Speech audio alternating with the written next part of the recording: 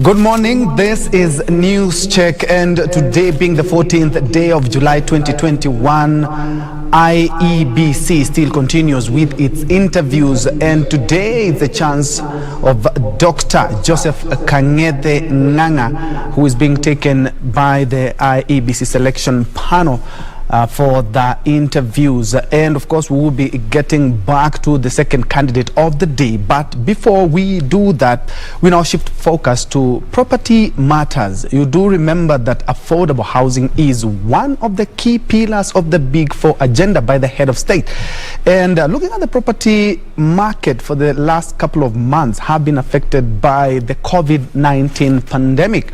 And looking at the horizon, we can see that politics, the political drama, have started sounding a bit in small volumes. It's also expected not only to affect the economy, but of course the property market as well. Then we will be looking at that before we go back to the IEBC interviews. And joining me on set right now is the CEO of Mizizi Africa Homes, George Mburu. Karibu sana.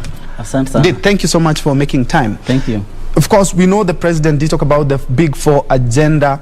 Of course, housing has also been one of the agendas when you talk about the Vision 2030. But looking at the property markets in the last couple of months, because of the COVID-19 pandemic, how could you rate it as we are?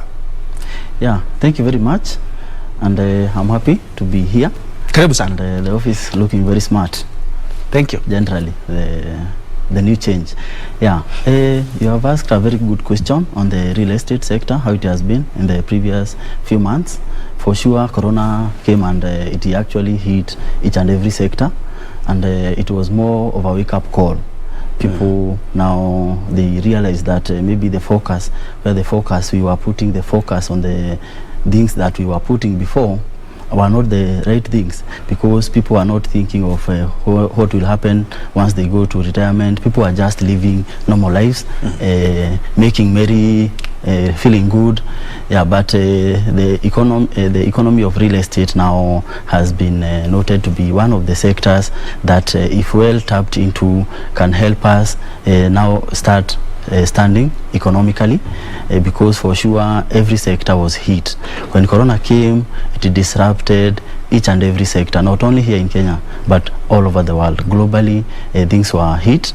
But now when I look at it moving forward, I have seen people now have started putting focus more now on the affordable housing. Affordable housing was just an item that was there in the government agenda. People are not so keen to understand what is this affordable housing. People are just moving on with life. But now these are things now people are talking, affordable housing. How can I acquire an affordable house?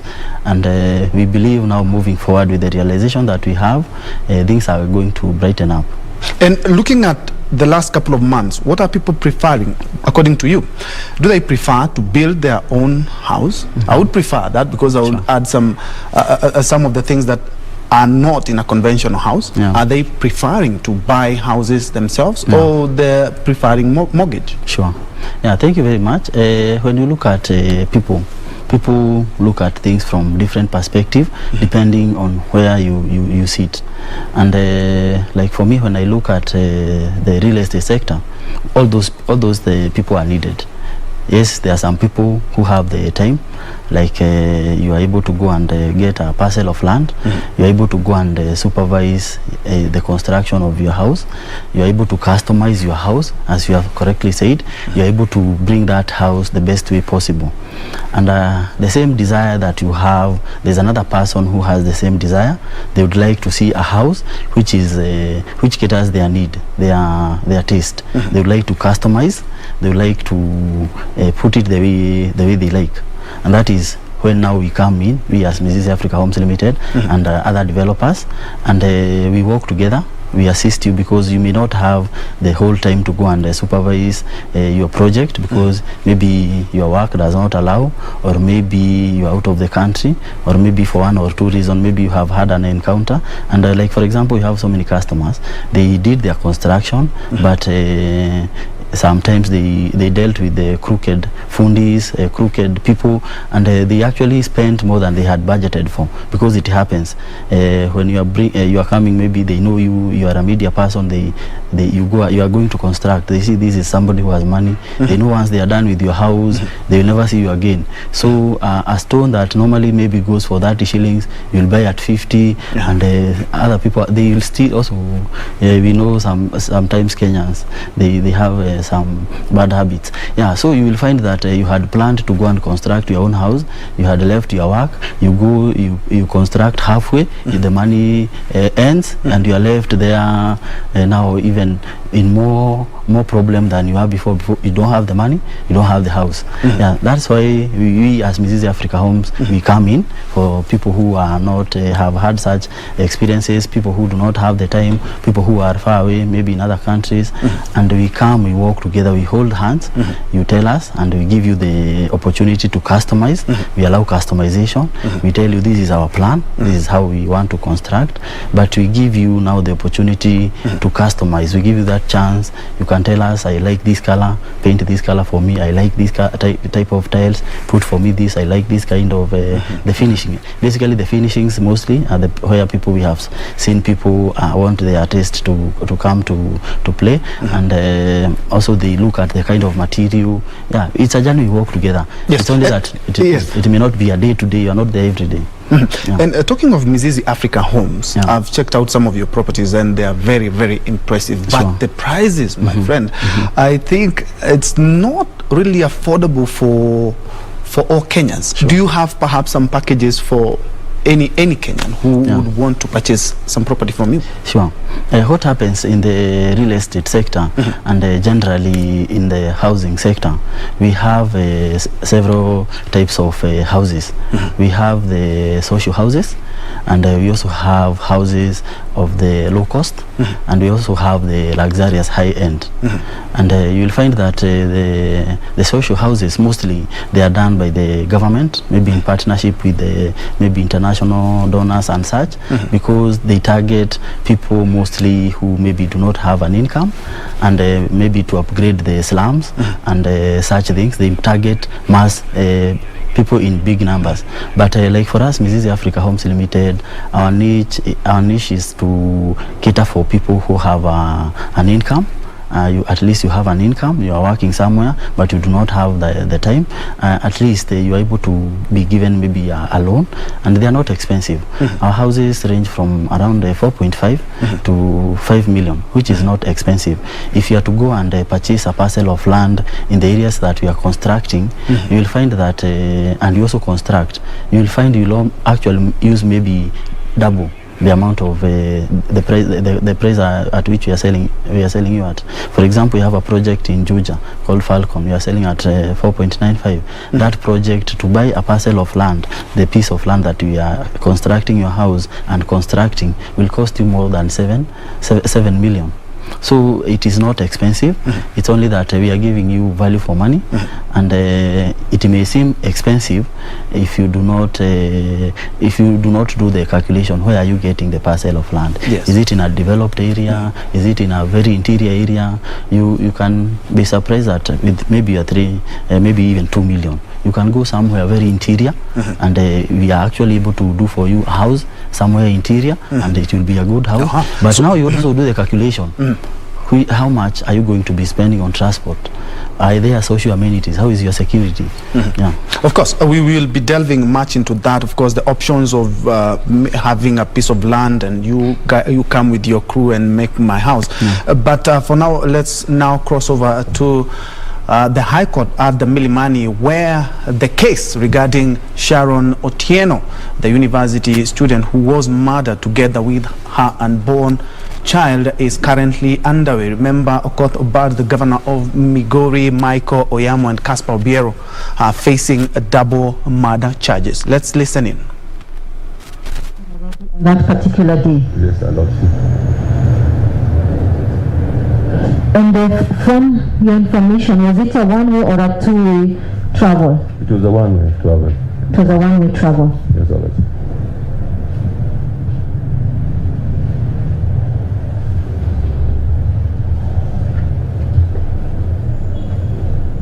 And you said that the pilot confirmed? Yes, Her Lordship, he confirmed. And do you have any document to confirm that the pilot confirmed? Or what document is that the pilot used to confirm or did confirm for you that they actually traveled on that particular day, time, and sat on those seats as indicated on the boarding passes? Yes, Her Highness. She's the one I was talking about, the PNR. The PNR? Yes, Her Highness. Okay, and these boarding passes, were they shown to you prior to today? The boarding passes, were they shown to you prior to today, and who showed you? Yes, they did. I was shown by the investigating officer. Do you recall his name? It's called Owenga. Owenga. Yes, sir. My lady, that is all.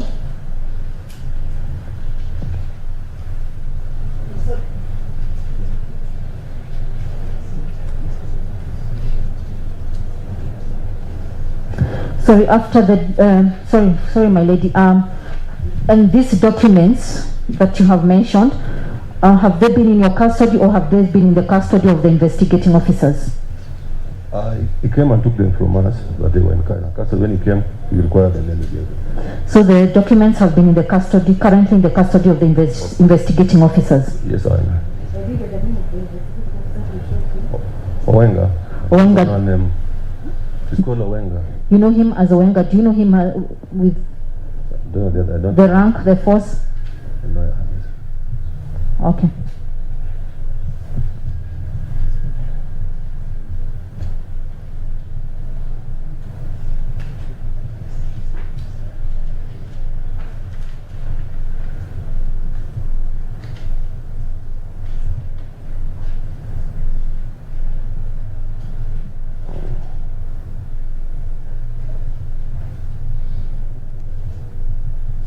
For the first accused, you have no questions for this witness.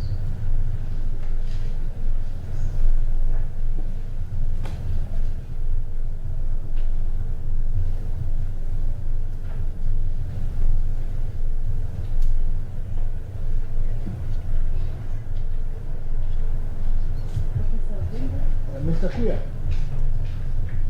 did you write a statement?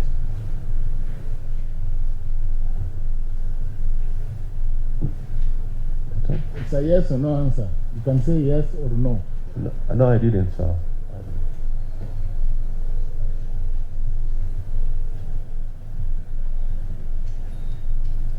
You just walked here and you just spoken, just like that. My lady, I believe that is not the correct position. Dr. Ward also did not record a statement. The expert technically, my lady, and he knows very well, they don't record statements. We have to have Dr. Ward. Do you consider yourself an expert?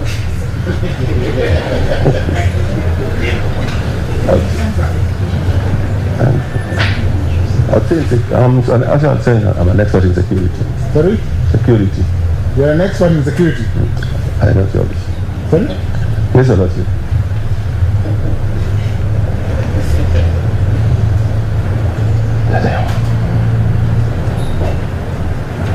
You want me to ask you about your professional qualifications? As an expert? As for aviation security, I feel I am. Mr. Kuya, anyway, the point is you just walked in and you produced this body pass. Now you're not aware if these two individuals booked another flight by 5:40 back to Kisumu. I'm not aware about that, Your Lordship. But you're still an expert, correct? Your Lordship, my part was just to come and produce this one there. As an expert. Whatever it. That's what you say, kids.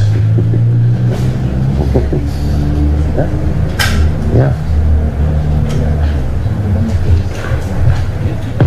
Sorry, Your Lordship, just one other point.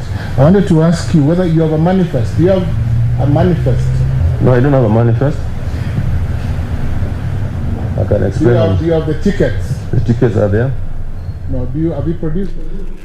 Those are live pictures from the Milimani Law Courts, where the case facing Okoth Obado, Michael Yamo and Caspar Obiero regarding the murder of Sharon Otieno, who was a university student at the Rongo University, and her unborn child is currently underway. There we've seen Professor Jiambo and Kioko Kilukumi, who are some of the counsel representing the accused, taking some of the witnesses through their statements. We will be crossing over to Mombasa, of course, to know exactly, to check actually what is happening there in terms of beach matters. But before then, we back in our discussion. We are focusing on affordable housing and property matters in the country in the wake of COVID-19, and of course in the wake of the politics that we expect to see taking shape anytime from now. And joining me is George Mburu, who is the CEO of Mizizi Africa Homes.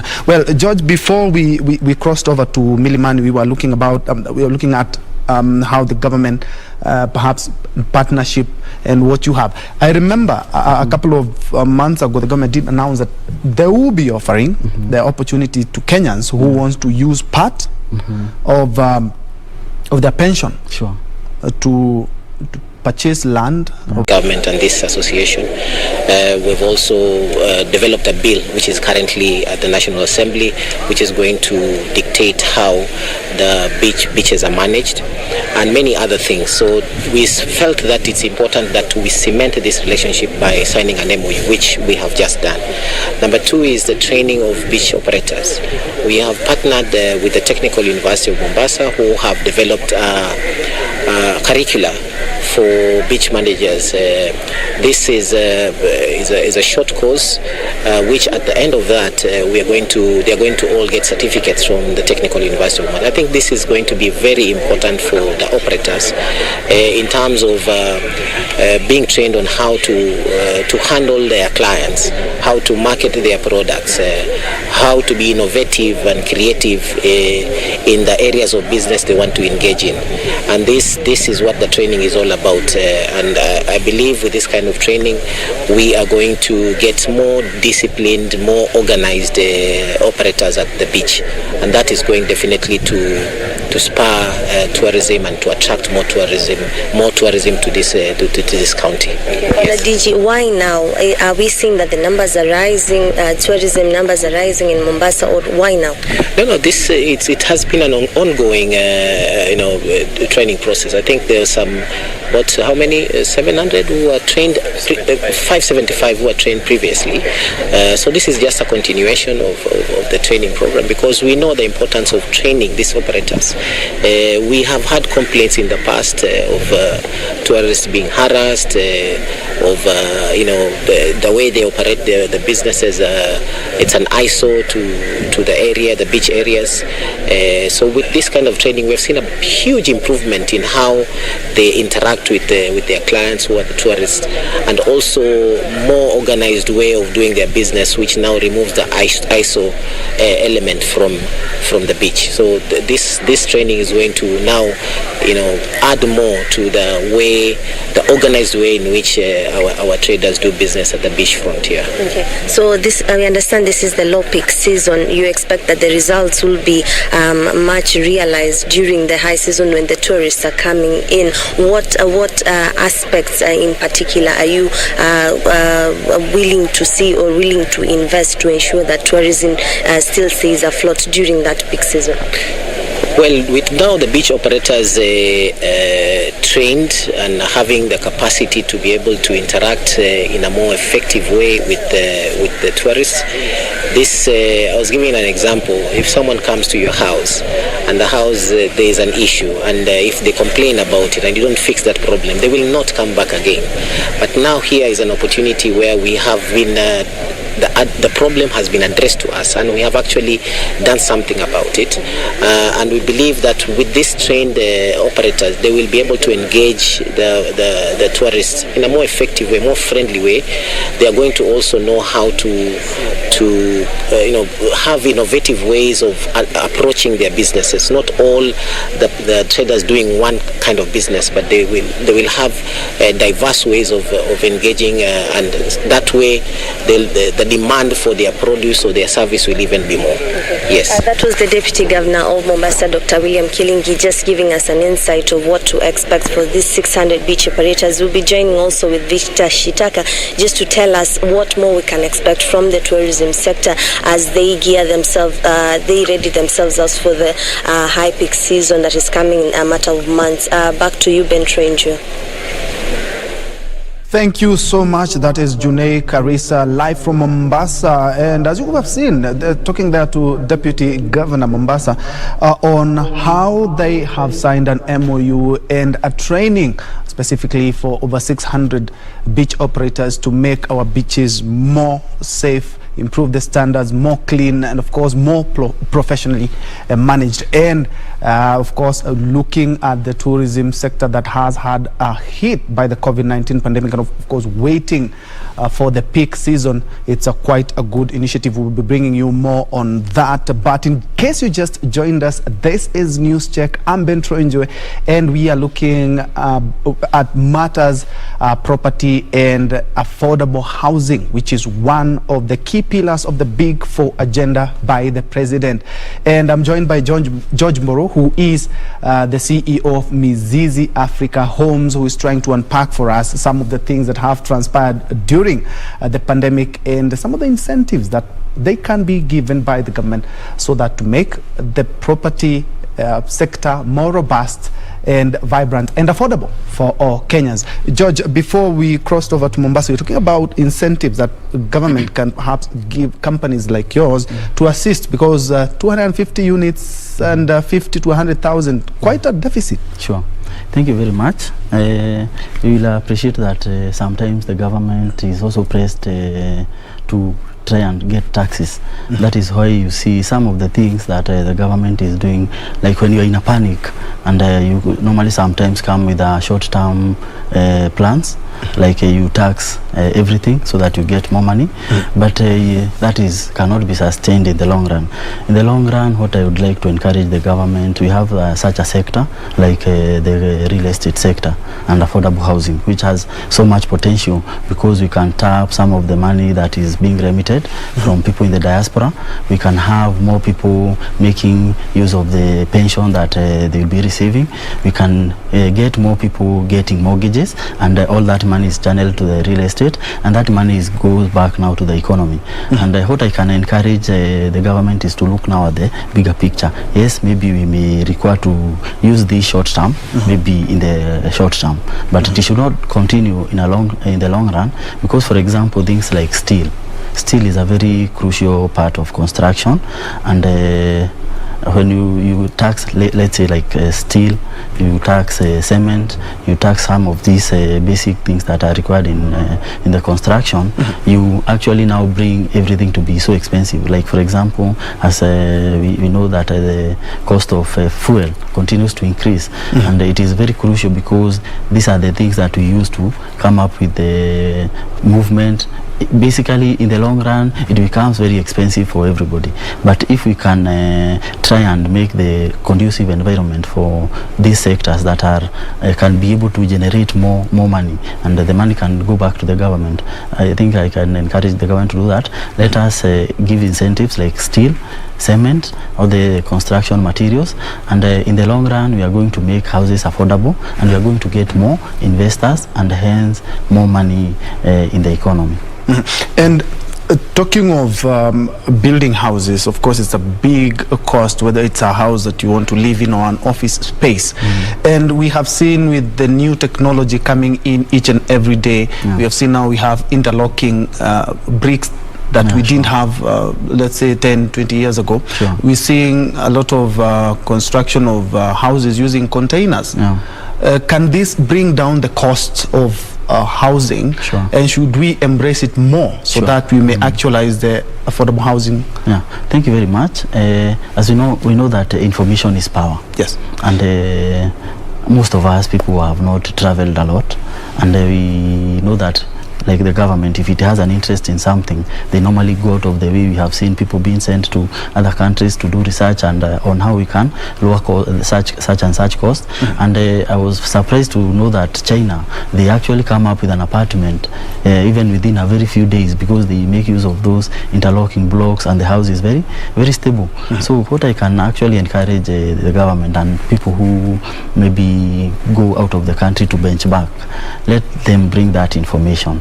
If we can utilize the interlocking blocks and make affordable houses cheaper, and let them give us that information, we'll appreciate. In the meantime, like for us, Mizizi Africa Homes Limited, we use the conventional method, because we know here we have the readily available materials, like we have stones locally available. If you go to Ndarugu, we have sand. If you go to rivers, especially in the Ukambani areas, in Naivasha, we have the sand. So we normally make use of what we have, but that is not to say we do not welcome other methods that could be more effective, that if, like containers that can be better. Yeah, we welcome those ideas, and the containers we have seen people coming up with to shops, such things. It's something that is commendable. Looking at our diaspora brothers and sisters, they are really putting in a lot of money in the economy. Sure. And one of the things that they are really investing in is real estate. Have you seen that boom? Sure. And what more can be done to actually encourage them to spend more on housing projects, so that we may actualize the affordable housing project? Of course, when it comes to the property, when you are not there, a lot of people shy and say, when I come, I will buy when I come, when I can see it. True. Yeah, very true. And from we, Mizizi Africa Homes Limited, we can give a testimonial that sure, people in the diaspora, they want to invest back at home, because especially with the corona, people have seen that period, people were locked in the houses, they were being quarantined, isolation. People saw that life there, for sure, it is difficult. When you're not busy, life is difficult. And now people, they actually, some of them joining groups. We have groups of people who are joining up so that they can construct back at home. And by so doing, these people are bringing this money. So that is a big opportunity that we can tap, and we as Mizizi Africa Homes Limited are tapping into that. And the people in the diaspora, they just need regular updates. They need to know what is happening. They need to feel part of the project. And if that is encouraged, I can assure you, we have seen during that corona period, for sure, a lot of money that kept the economy afloat was remittances. And most of the people, as you have correctly said, they send money to their relatives, and that money is not put into the proper projects. So for us, Mizizi Africa Homes Limited, we have positioned ourselves, and we are welcoming people in the diaspora. We will be giving you regular updates, and this is something that should be done across board, all over, even with the government. If people are investing in a certain project that is run by the government, let them be transparent. Let them give the people the information, because there is so much money that we can tap out of the country, back to the country. And talking about money, you bear me witness, George, that in the last couple of years, we have witnessed some companies coming up with very enticing offers of even greenhouses, of plots and houses, only for them to shrivel up and go down with billions, if not millions, of hard-earned Kenyan money. How can we protect a consumer like me? Because of course I will be skeptical if George lost a couple of millions and he hasn't even gotten the property. Other courts, we have so many cases regarding companies just like yours, but them, they go down with millions, if not billions, of Kenyans' money. How can we protect? Very true. In the previous years, we have seen schemes, as they are called, and also pyramid schemes and other schemes that are related with the real estate sector. And these schemes have gone down with so much money. And those schemes, actually, they are things that we should learn from them, because somebody comes and promises you something, even if you are to also as a person look at it, it is too good to be true. For example, you are told, give me 3 million, I give you a house, and for sure you do your calculation, the house that you are being promised, it's not equivalent to that cost. You can be able to also listen to other people who have done it in the past. Is it logical? The other people who are told, give me 100,000 within 2 weeks, I'll bring it back as 200. So that's like gambling. And gambling, we know these are some of the things that can really affect. And you know, when there is a certain need which is not being met, people are susceptible to be deceived. Because, for example, you're here, you're working, you need a house. You are very likely to be deceived by somebody who is out there, who is giving you those promises. They know what you want to hear. They tell you what you want to hear. But even if you look at it logically, you can be able to see this is not possible. So what I can encourage somebody who maybe wants to invest in the real estate sector, it's good also to listen to other people. It's good before you put your finger somewhere, maybe somewhere somebody else has already been beaten. Do your due diligence. Do you believe that perhaps we need more legislation to cover consumers, because they are the innocent and they are the one that who are on the receiving end when it comes to schemes like this? Sure. You will be surprised that some of this money that those people are swindled, it went to somebody's pocket. Maybe they diverted that money to their own personal benefits.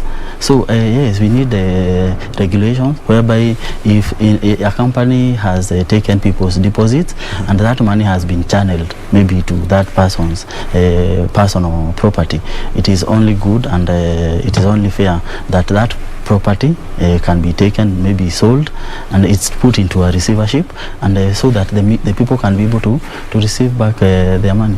Yeah, it would be, actually we need such a law so that people can even be more confident, because now people have the fear. So for a company, if you are used to taking money and maybe diverting it to your personal needs, know that that property will be taken and sold and returned to the people, or your company will be put under receivership. A receivership is whereby now people who are able to manage the properties will come in, and you will go empty-handed. Your company will be put under receivership, so that the people who are there at the end of the day can get what they had desired. Looking at this financial year, the government did set aside 13.9 billion shillings for the affordable project. How do we rope in companies like you? Because at the end of the day, we did talk about the deficit, which is quite huge. And if we engage partners like your company and other companies, we'll be able to actualize that. Yeah, if we are able to put the private companies in partnership with the government, it's possible, because government holds huge chunks, and they maybe sometimes do not, they have so much they have to do. So if the people can hold hands with the government, for the maybe the government to provide the roads, to provide the electricity, the amenities that are required, security, and what have you, you'll be surprised that some of the land that the government holds, and it is seen to be remote land, with the maybe opening of roads and electricity and water, that area people will go and also occupy there.